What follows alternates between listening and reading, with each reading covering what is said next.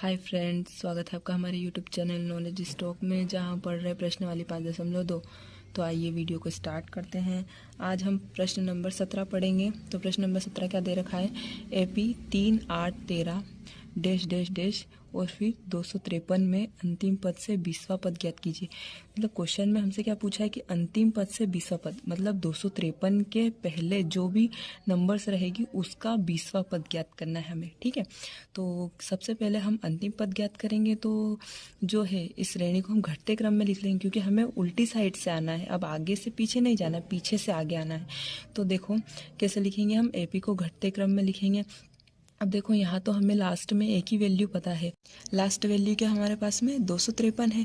अब देखो हमें एक श्रेणी बनानी पड़ेगी, जब जाकर हम सॉल्व कर पाएंगे। तो देखो यहाँ पे 3 और 8। अब देखो 3 और 8 के बीच में कितना अंतर आ रहा है।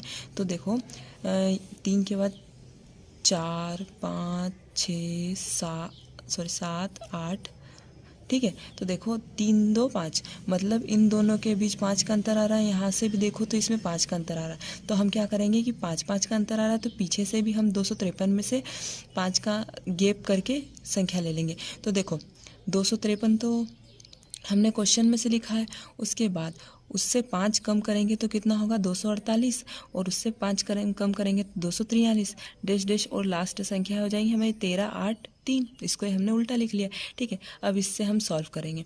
अब देखो ये जो होगा ये हमारा प्रथम पद होगा, मतलब A1 होगा, और ये जो होगा हमारा द्वितीय पद होगा।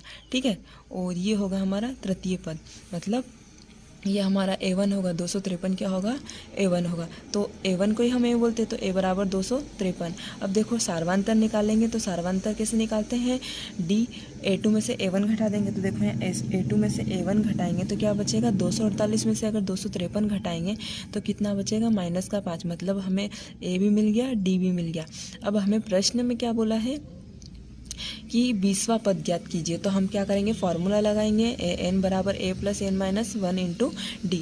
अब देखो 20वां पद ज्ञात करना है तो n क्या होगा? 20। तो a 20 बराबर क्या होगा? a का मान कितना है हमारे पास में? 253 है। ठीक है, वही लिख लिया, प्लस n कितना है हमारे पास में? 20 है। तो 20 n का मान और माइनस का 1, और d कितना है हमारे पास में? -5, यहाँ से लिख लिया। ठीक है, अब a 20 बराबर 253 तो वैसा ही रहेगा, प्लस अब 20 में से 1 घटाएंगे तो 19 बचेगा। ठीक है, और यहाँ पर -5 वैसा का वैसा ही रहेगा। अब a 20 बराबर 253, अब 19 का गुणा हम -5 से करेंगे तो 95 को, माइनस का 95। अब देखो a 20 बराबर 253 में से 95 घटाएंगे तो कितना बचेगा? 158, मतलब a 20 का मान हमारे पास कितना आया? 158। ठीक है, अतः एपी के अंतिम पद से 20वां पद कितना होगा? 158 होगा। आई होप आपको यह वीडियो हमारा समझ में आया होगा। प्लीज़ हमारे चैनल को सब्सक्राइब करें। Thanks for watching.